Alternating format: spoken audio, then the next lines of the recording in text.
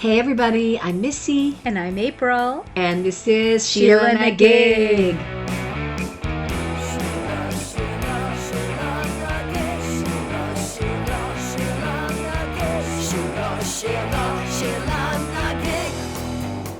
Welcome. Hey, it's great to be back here at our weekly episode. And of course, each week we present and explore our own Sheela Na Gig, a woman whose strength and perseverance and excellence has led her to greatness, and who empowers us and inspires us. And maybe it's somebody that you haven't heard of that, you know, deserves some due credit, or maybe you have heard of them, but you know, we want to show you some more. We want to put this person in the light. So that's what we're trying to do with our podcast here. That's what we're all about. That's what we're all about. That's right. That's right. How are you, April? I'm pretty well. How about yourself, Missy? I'm good. I was telling April, I went to the Philosophical Research Center on Saturday night for a movie. They have the best movies, by the way. If you have not been there and you live in Los Angeles. Okay, by the way, you must go. There was something I didn't understand.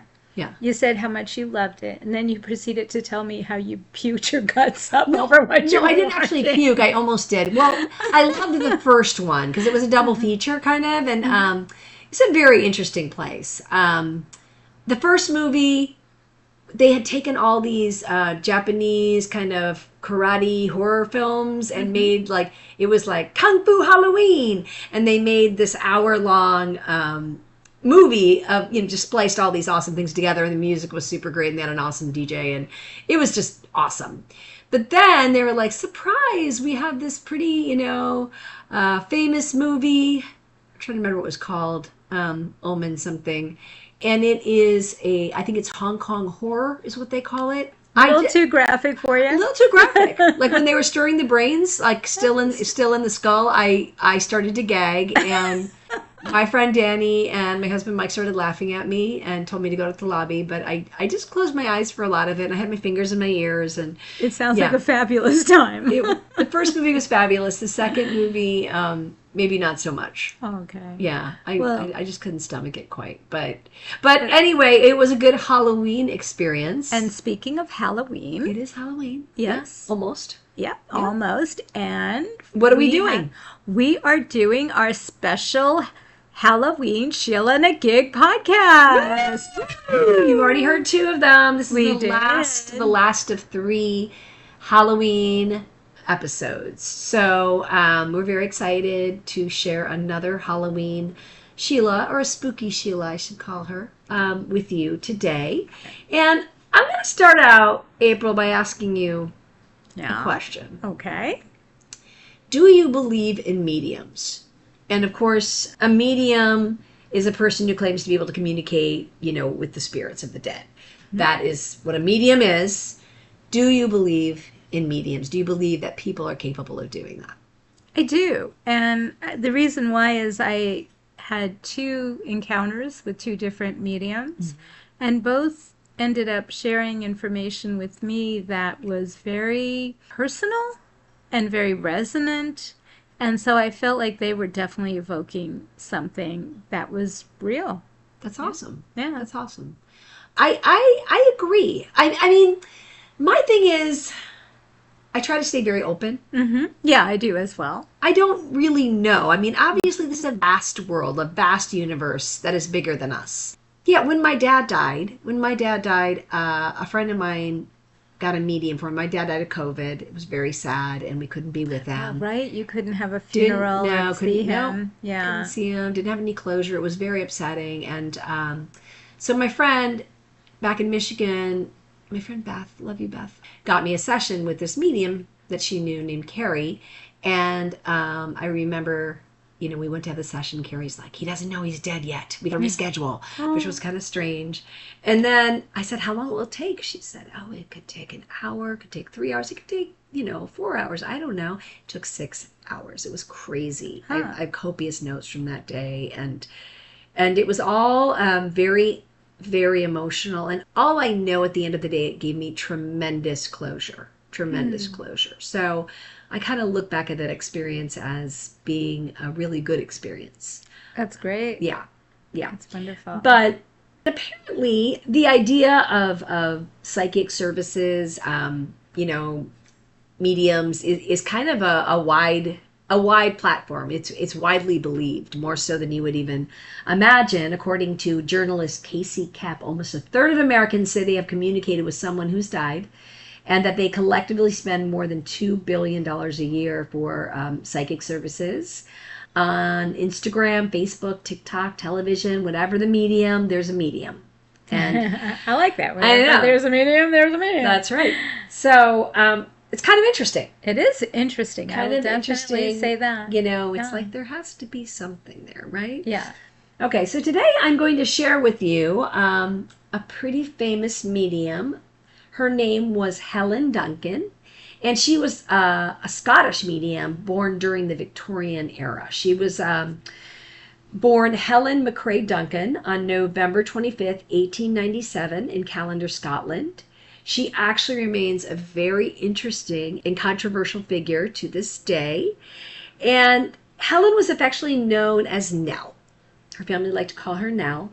And from an early age, she is said to have displayed the gift of medium with the spirit world. She was no ordinary child, they said.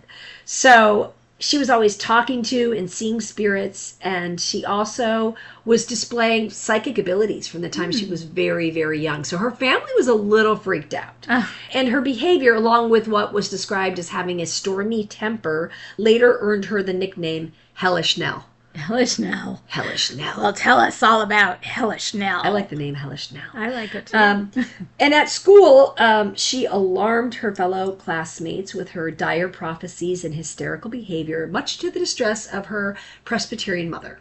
I would think so. Yes. So again, she was the only one of the children to possess these abilities. So it is interesting. Well, did the family support or believe her, or did they just feel that she was weird and... I don't know for sure, because there's not a ton of information on her early life, but I get the impression that she was a little bit of an outcast within her family. No.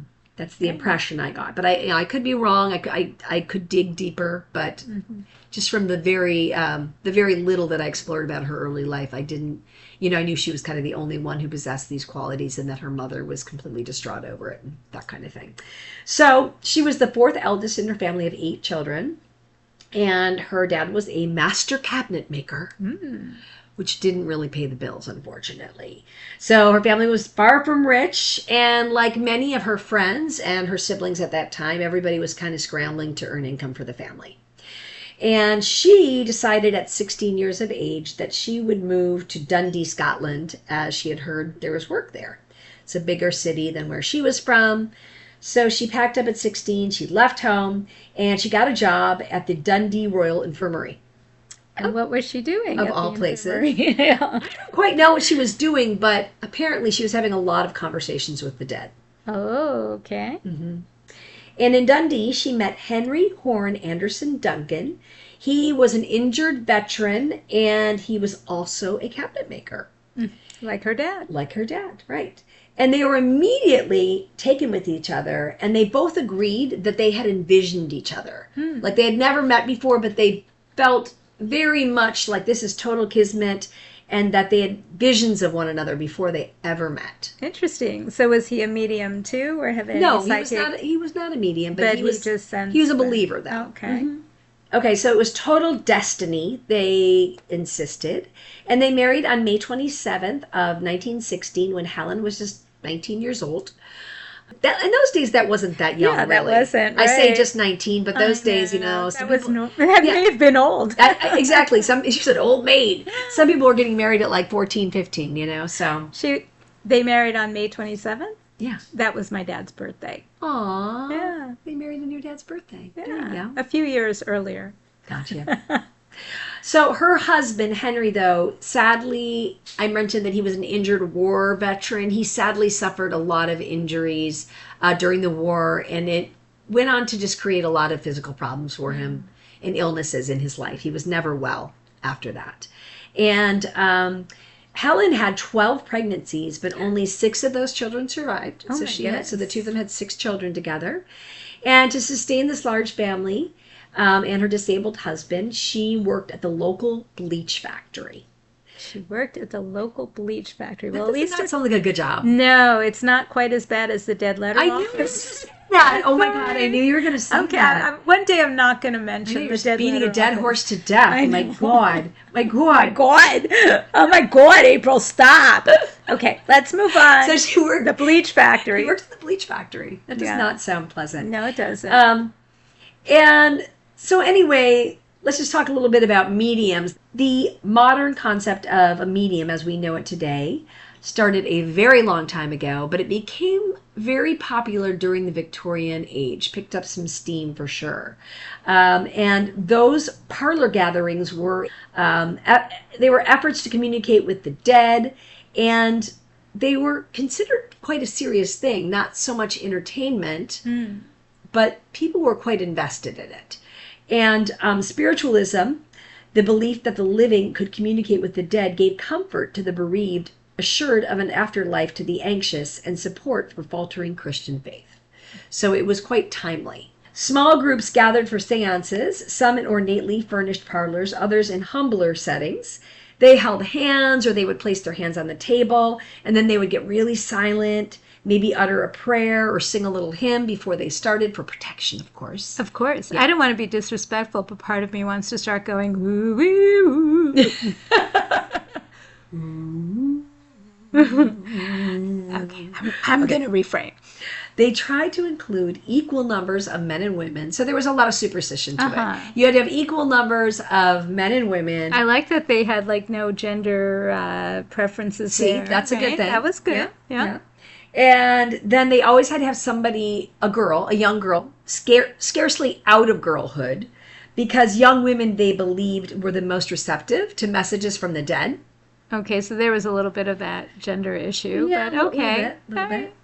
And they often, a lot of young girls would often discover too that they had, maybe this power, this this skill, this gift, and they could decipher knocking noises or speak in the voices of the dead or write as those spirits directed. So sometimes they would even take on a bigger role.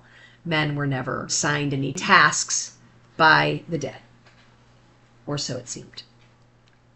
So Helen's journey into the world of spiritualism began. She started out by holding small séances in her home, and it really was her husband who was the one who kind of put her on this path, because he knew that she had these skills, or this gift, I should say, and he also knew that it was becoming very popular, and he probably saw good opportunity in it as well. Paid the bills. Yeah, exactly. So he was the one who really encouraged her to pursue it. And that's what she did. And before too long, again, she was holding seances in her home, and she was having guests sit around a circular table, join hands, and then she would go into a trance and summon the spirits of the dead. So before long, she was very popular. She was making some money and starting to help her family, and got to quit her job at the bleach factory. I was just going to say, did she get to leave the bleach factory? Yeah. Initially, she was working day and night. She was doing her seances by night in the bleach factory, but along the way, she got to just concentrate on her night occupation. Got it. And then she began traveling throughout the United Kingdom, holding seances, dressed in black and blindfolded. Oh. So was that the black and the blindfold, was that for some part of her ability to facilitate, or was that like a gimmick? Like, here's my get off. It's interesting because I think, and that's part of this episode, there is a fine line between what is a gimmick and what is really facilitating it. Yes. Okay, got it. Yes. Yeah. So, obviously, on some level, she was an entertainer, some would say. Yeah. And she had to captivate her audience. Yeah, I would imagine. By the way, they were called sitters. Her audience, if you're a medium and you have a seance, your audience are called sitters. They are sitters. Yeah. So, as opposed to runners. I'm exactly. sorry. Exactly. I'm scared. I'm getting out of here. Some of them, I'm sure, became runners. Okay. I did hear about several people running out. But she captivated her audience by just creating this very safe, kind of controlled environment, and contrasting with the image of the danger that was, her own powerless body in a trance. And in that way, like an animal tamer could perform with, dangerous beasts and escape unharmed, Duncan appealed to her believers with a show of her self-control.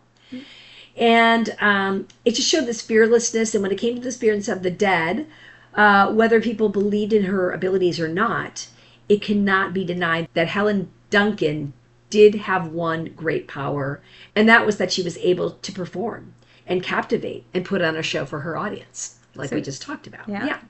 And so by 1926, she was considered one of the most famous mediums in Britain.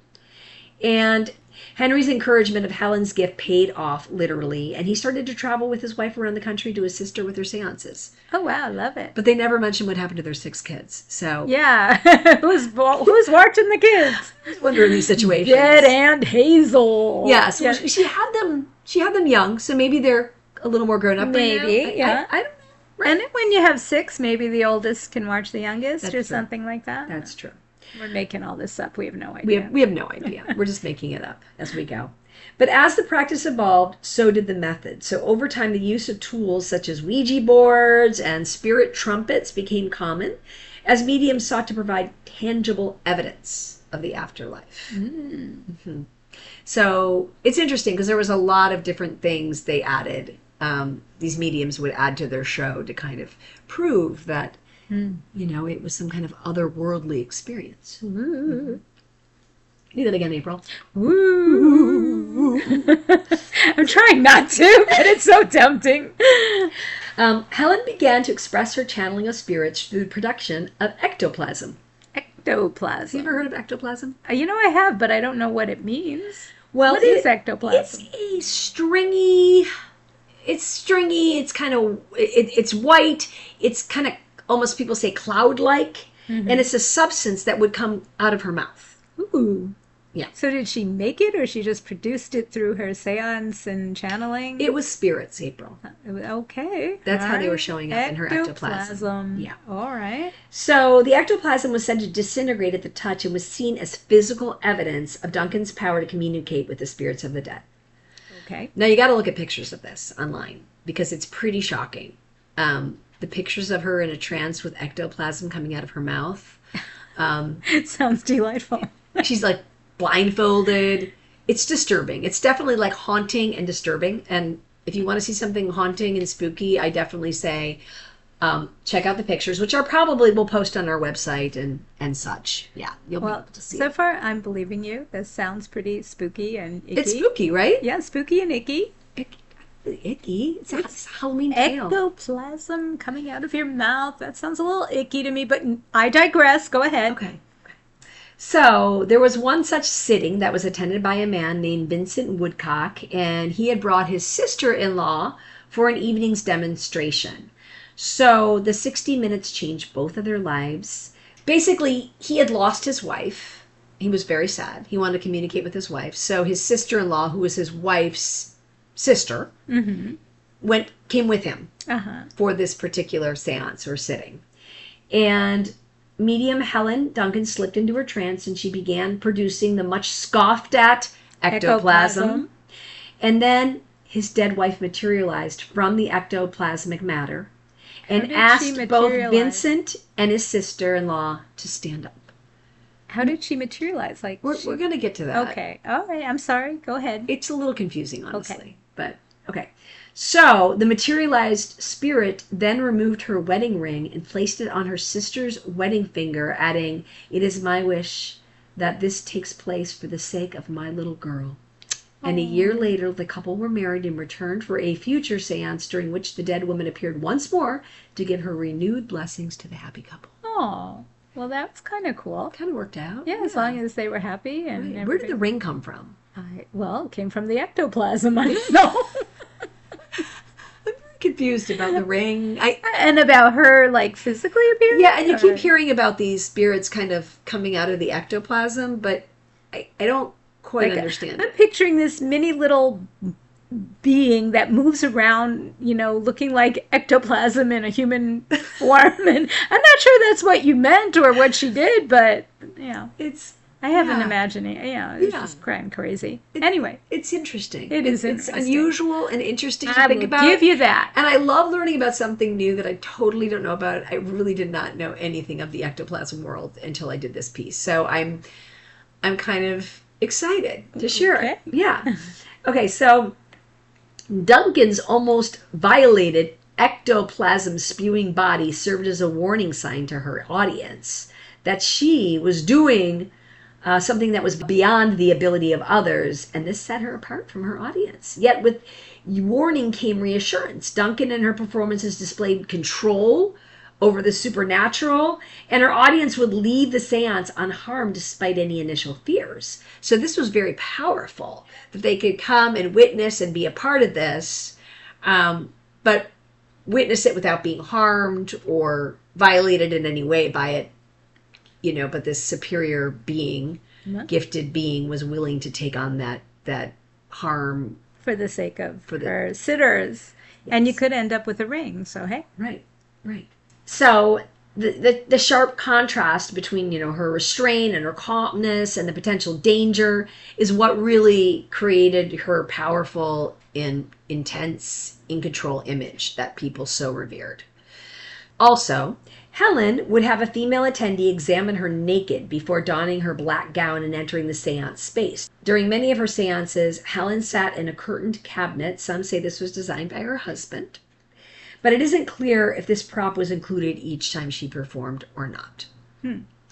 So during her seances, Helen was often joined by her spirit guides, Albert Stewart, a pattern maker from Dundee, and a young girl named Peggy. Helen's spirit guides would speak through the medium while she was in a trance with their own voices and personalities. So wait a minute, these are people, not... No. These were spirit guides that she conjured. Exactly. And through ectoplasm. Through ectoplasm. And then they both had their own unique voice. And they spoke for her. Yes. Okay. And everybody could hear these. Yes. Could they see them? People could see Peggy from time to time, which I will get to. Okay. Mm-hmm. You have sufficiently piqued my interest. So Albert supposedly had a drawl. He spoke with a little bit of a drawl. With y'all? Yeah. Drawl? Play a little drawl. Why not? Yeah. Hey. What is a British drawl? I don't know. I can't quite do that. Yeah. I don't know. That's interesting. But basically, the two of them, they would pass those messages from beyond the grave. And between the two personalities, Albert was the dominant guide and made appearances more frequently than Peggy. Okay. But again, through that ectoplasm. But at least one of Helen's two spirit guides appears in written accounts of her many seances, making Albert and Peggy leading characters of the spectacle. Gotcha. Okay. I gotcha. Like, I'm getting this. No, but I'm following you. Keep going. Yeah. It's interesting. Okay, so while Helen's performances gave her a lot of positive attention from her supporters, there were plenty who saw her as a fraud and sought to expose her. So in 1929, she came to the attention of a paranormal investigator named Harry Price, and he wrote articles for the Spiritualist press. And meeting her left him with a lot of skepticism and more questions than answers, for sure. So he began a thorough investigation into the country's favorite medium. Henry knew that Price was interested. Henry, being Helen's husband, said, "We would like to invite you. My wife would be happy to perform a seance at the National Laboratory of Research." And it was a real shock to Price. He said, okay, that would be great. So Price described the evening as the following. The medium, having donned her special garments, was led into the seance room and placed into the curtained recess known as the cabinet. In a few seconds, the medium was in a trance, and within a minute, the cabinet curtains parted, and we beheld the medium covered from head to foot with what appeared to be cheesecloth. There appeared to be yards of it. Some of it was trailing on the floor. One end was poking out her nostril. A piece was issuing from her mouth. It moved. It withered. It waggled. It squirmed on the floor. It spread itself out like an apron. Then the medium closed the curtains and the spectacle was hidden from view. All those transformations took place in a red light bright enough to read small print by. Every person and object in the seance room was plainly visible. Wow. Now talk about a show. That's a description. Yeah, that is a description. Yeah. So, behind the curtains, the voices of Helen's spirit guides, Albert and Peggy, could also be heard. And then the curtains opened back up, and Helen's body was draped with this sort of shawl, or again, what Price described as more cheesecloth.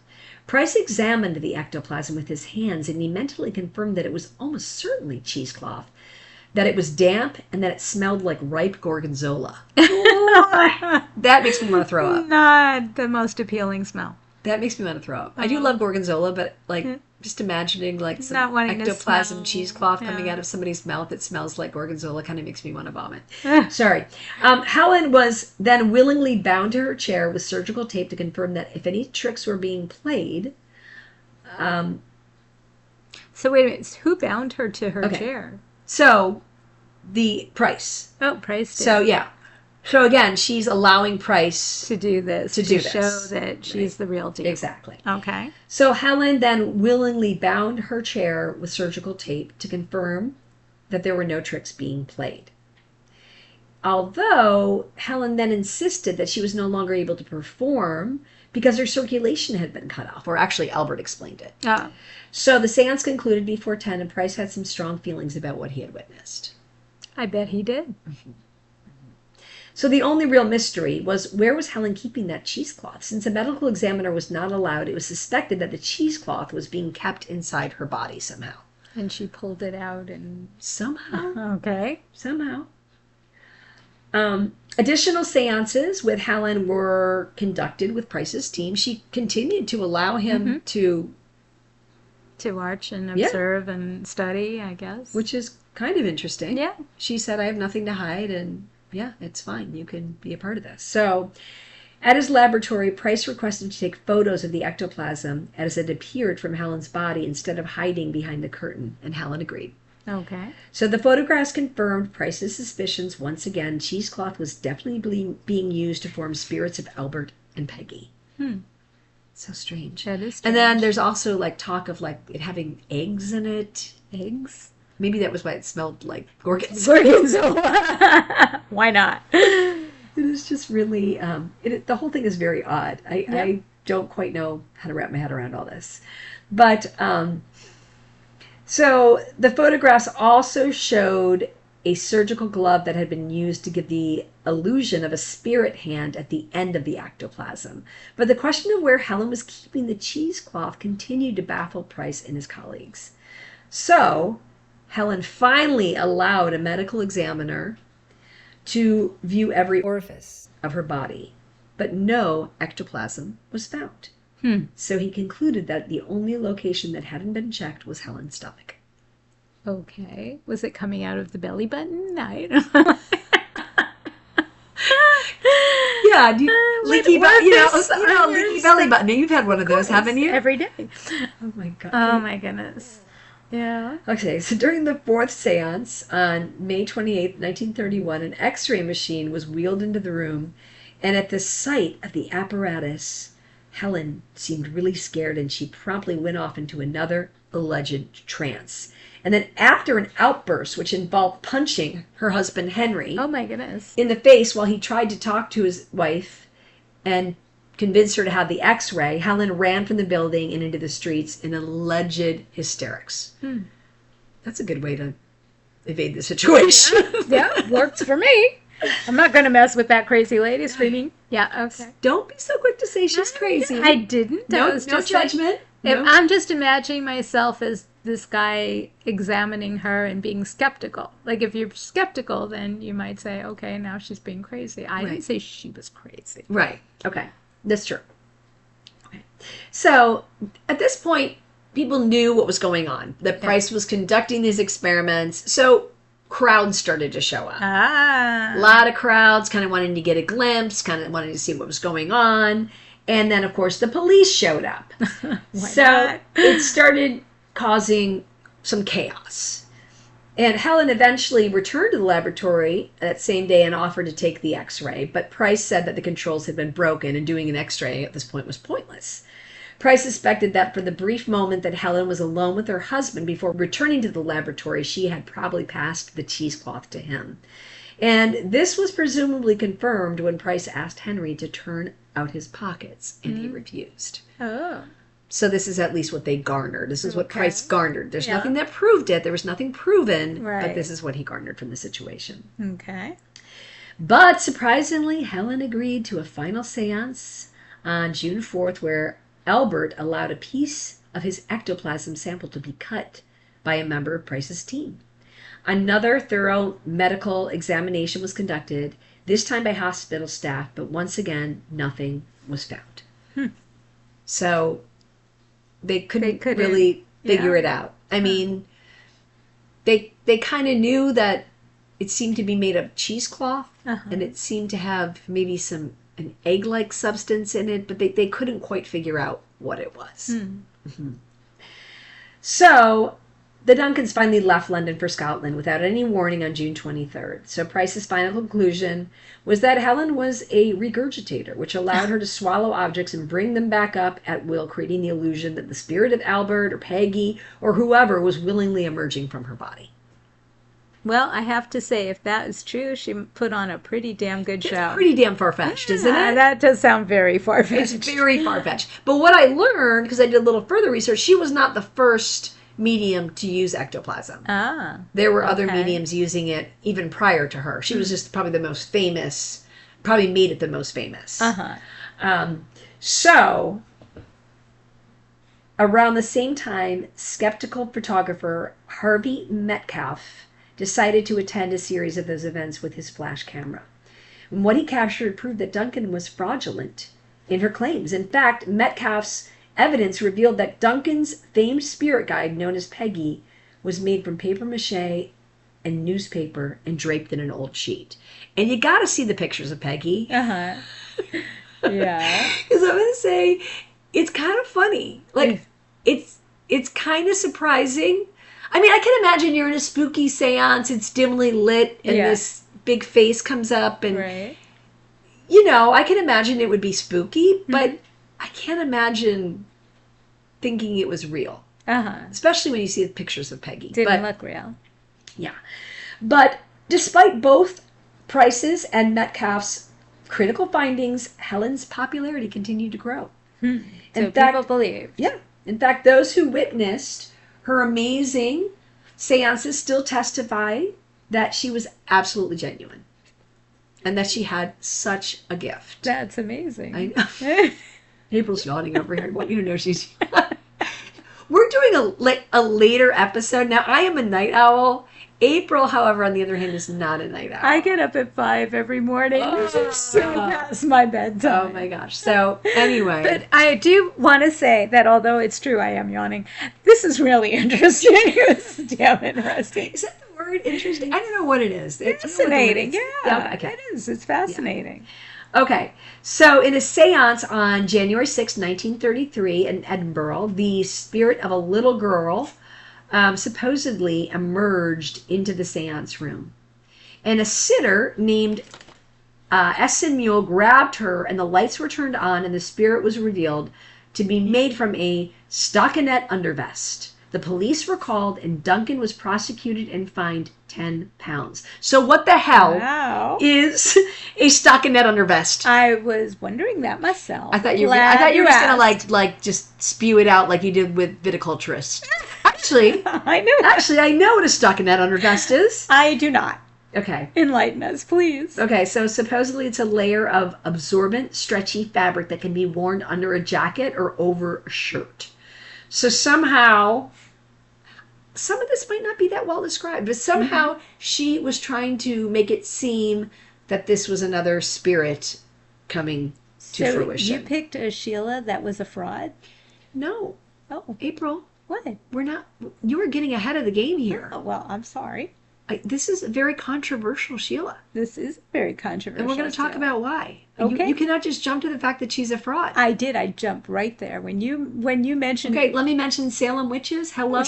Okay, sorry. Well, all right. I will keep an open mind. Remember we talked earlier about how we have open minds? Yes, we did. We had that discussion. Okay, don't go there. Okay. Not yet. All right, my mind. You're just taking it open. in. You're taking in the ectoplasm. And you're regurgitating. Okay. So, this undervest, though, was used as evidence which led to Duncan's conviction of fraudulent mediumship at the Edinburgh... Wait a minute. I can't let that go. Yeah. Fraudulent mediumship? Yes. Who knew that was a thing? It was a thing at the time. That's a thing. You're a fraudulent medium. Some mediums were frauds. Yeah. Apparently. And some were not. But that would be like a great thing to level at somebody. You fraudulent mediumship, you! Can you just see that? It is pretty funny. Yeah, she was accused of being a fraudulent medium. And the Spiritualist Journal endorsed the court decision that Duncan was fraudulent and supported Price's investigation that revealed her ectoplasm was cheesecloth. Duncan's husband was also suspected of acting as her accomplice by hiding her fake ectoplasm. So this was the first time she was busted, so to speak. Okay. She's busted. But I'm keeping an open... She's sus, man. She's busted. So, this did not slow her down, however. And nor did it keep her believers from supporting her. She still maintained her popularity. She was still considered probably one of the most famous psychics in all of the British Empire. Well, is that because she gave information that people found credible? Yes. Or just because she was entertaining? Well, that's the other side of this, which we haven't really talked about yet. Okay. People claimed that she gave very good readings. That, that they were convinced that she was conjuring up the spirits of the dead, of their loved ones. So, yes, she had all these things she was doing, but a lot of people felt very consoled by her. Really appreciated her gift, so to speak. So it wasn't completely one-sided. Okay. And yes, she was making quite a bit of money at it. Yeah. So, but she had 6 kids and a disabled husband. Exactly. What do you want? Yeah. Exactly. Okay. So, as the Second World War began, she became in great demand because there were so many missing soldiers and anxious relatives, wanting to know, what had happened to their loved ones. Yeah. So she became even more popular at this time. And one of these many sittings took place in a private house in the home port of Britain's Royal Naval Fleet, the southern coastal city of Portsmouth. It was November of 1941, and Helen claimed to have been contacted by the spirit of a sailor who had died in the sinking of the HMS Barham. But the weird thing was, nobody knew about this sinking. So the sinking had actually happened. But only close family members and relatives of the victims were told. And they were told they must keep it very secret because they didn't want this to get out to the press. They didn't release this information and make it public until January of 1942. So it was not known that this happened. So people were very upset, very upset. Well, the Navy was very upset. The government was very upset. And, it's established that Duncan could have easily established the fate of the Barham purely from word of mouth. And, it wasn't necessarily because she was a psychic.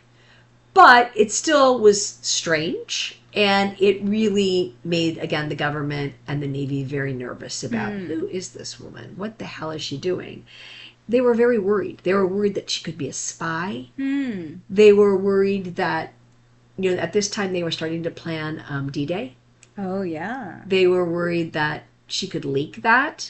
If she was able to, had this information and leaked this, what if she, leaked other things? So they became very suspicious of her. And they, of course, had to reach out to all those families and apologize. 860 families. Wow. Had to be apologized to because this was not supposed to be public knowledge. And so at this point, the government started keeping very close tabs on Helen Duncan. And it suggested that the authorities finally took action because they suspected, again, that she was just a danger. So, in January of 1944, 2 lieutenants attended one of her séances, and one lieutenant by the name of Worth was highly unimpressed when a white cloth figure appeared from behind the curtains and claimed to be his aunt. So the lieutenant pointed out that he had no deceased aunts, supposedly to Duncan's panic. So that's how they did it with the, these things were like figures of made of like ghostly figures is what they looked like, I guess. So then another guide appeared, and this time claiming to be the lieutenant's sister, until Worth expressed that his sister was alive and well. So Worth was so disgusted with the proceedings that he informed the police, who later arrested the medium as she addressed her audience while pretending to be a white shrouded ghost. So Duncan was charged and sentenced under the 1735 Witchcraft Act. Oh my goodness. Wow. This rings a bell, huh? This does ring a bell. She wasn't charged with witchcraft, though. She was prosecuted for staging fake séances under Section 4 of the Witchcraft Act. This criminalized those who pretended to exercise or use any kind of witchcraft, sorcery, or enchantment. And it also criminalized those who told fortunes, and those who dabbled in the occult or crafty science. And the key word there was pretend. So she was convicted basically of pretending, of staging fake séances, and she was sentenced to 9 months in prison. Oh, wow.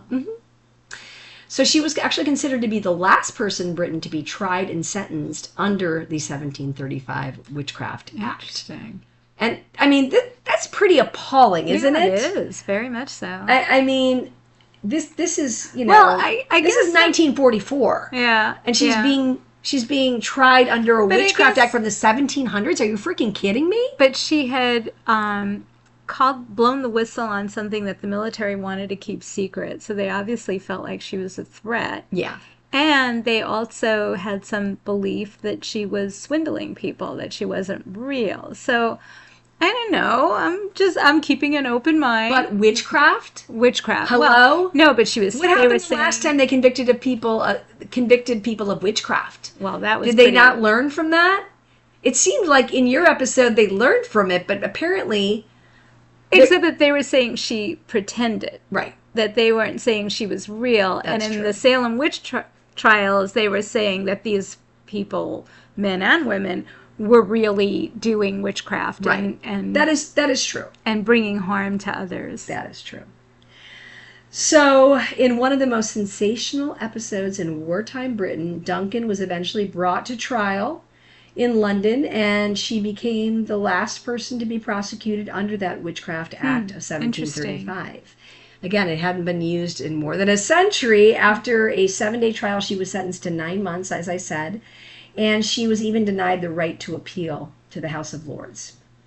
One of Helen's spiritualist friends claimed that Prime Minister Churchill went to visit her. Really? Oh, that's interesting. It is, and he made promises of making amends to Helen in the situation. He was actually quite upset about it. So the attention that Duncan's trial garnered made it evident to the public that this Witchcraft Act had to be removed. So finally, it was repealed and replaced by the Fraudulent Medium Act of 1951. There we go again with that, you fraudulent medium. Fraudulent medium. And this prohibited anyone from claiming to be a medium in order to deceive others to make money rather than just for entertainment. This was in turn repealed in 2008. Interesting. I know. Wow. It is interesting. But the fact, again, that women were convicted under a Witchcraft Act later, we tend to think of those witch trials as so long ago, and in the 1690s. Yeah, exactly. I mean, it's insane. So she was finally released, and when she was released on September 24th of 1944, she vowed never to give another seance. I wouldn't blame her. That's kind of been through a rough time. But April. Yes. Missy, what happened? Despite her declaration. Yes. Within a few months, she was being summoned to the spirit world. Oh, and she felt she could not deny. Well, when the spirit world summons you, how do you deny it? And she felt like she couldn't deny it. She felt like she couldn't deny it, and she needed to continue her work to help others. And she was soon spending more time than ever in her trance state.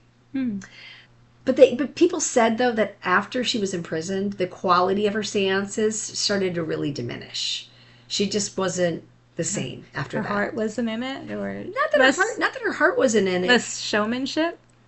There was still the showmanship. They just said it just wasn't as coherent. It wasn't, it wasn't as slick. Okay. Apparently. So she kind of lost a little something. Something deteriorated with her stint in prison. So, unfortunately, though, the harassment that she faced appears to have continued right up until her death. And in November of 1956, the police raided a seance in the Midland city of Nottingham. They grabbed Helen Duncan, strip searched her, and took endless flashlight photographs. They shouted at her, and they were looking for beards and masks and shrouds, but they found nothing. They found nothing. Not even cheesecloth. No. Wow. So, but the thing about it was she was in a trance at the time. And in their ignorance, the police had committed the worst possible sin of physical phenomena. That a medium in trance must never, ever be touched or disrupted. This is very bad. So, as the spirit world teachers have patiently explained so many times, that when this happens, the ectoplasm returns to the medium's body far too quickly and can cause immense, sometimes even fatal damage. Oh my goodness. And so it was the case. Yeah. A doctor was summoned and discovered 2 second-degree burns across Helen's stomach. She was so ill that she was immediately taken back to her Scottish home and then rushed to the hospital later. And 5 weeks after the police raid, the woman who will always be remembered as the last witch died. Oh my goodness. Wow. I know. Wow. I know. And so, like, her death still remains shrouded in, witchcraft-sponsored myth, with her followers explaining that by the time the police interrupted her trance, it caused that ectoplasm to so violently snap back into her body that it just effectively killed her. But the burns, what was that? Yeah, exactly. I don't know. That was suggested to be part of it, too. That something about, the ectoplasm being absorbed into the body too quickly actually caused her to, burn outward as well. So this is what the spiritual world at the time, the believers, I should say, believed. And what never was told, though, is the story of her medium gifts that affected her family and how she combined her spiritualist faith with her life as a wife and a mother. And she actually has a daughter, Gina Brealey, and she relates the whole story of her mother's mediumship, her early life, the deterioration of her health, and her untimely passing. And really the harassment with the police. So she wrote a whole book about it, apparently. Interesting. Which seems very interesting. Yeah. And her legacy may be complicated, and society may placed her, as a fraudster. Not everybody. Yeah. But lesser known aspects of her life saga paint a very different picture. So like we were talking about the people that she did minister to and help, and that people, even after she was quote unquote exposed, people, instead of shunning her, still felt loyal to her. Well, that was the other interesting thing. They gave her the opportunity to admit she was a fraud. And she never did. She never did. She never did. And she, she could have, they even said, we can give you a lesser sentence. You won't have to go to jail for 9 months. You'd think that would be pretty appealing. Yeah. She never ever backed down from who she was. And this is something too that started, you think about her life, it started when she was a young girl. That's true. It's not something that she learned as an adult and thought, ooh, I can make money. Trick, and I also read that, like Marie Laveau, if somebody couldn't afford her services, she would often do a seance for them anyway. Like, she wanted desperately to help people connect with their loved ones. That was, to give them peace and comfort and solace. That was a big part of who she was. Now, what I think, and I want to know what you think, because I honestly don't know what I think. Mm-hmm. Like, the whole ectoplasm thing is really weird to me. Yeah. And obviously we know that Peggy was made of paper mache. Yeah. Right? So we know that Peggy probably wasn't real. Yeah. And it seemed too that mediums were having to up their game a little bit. Yeah.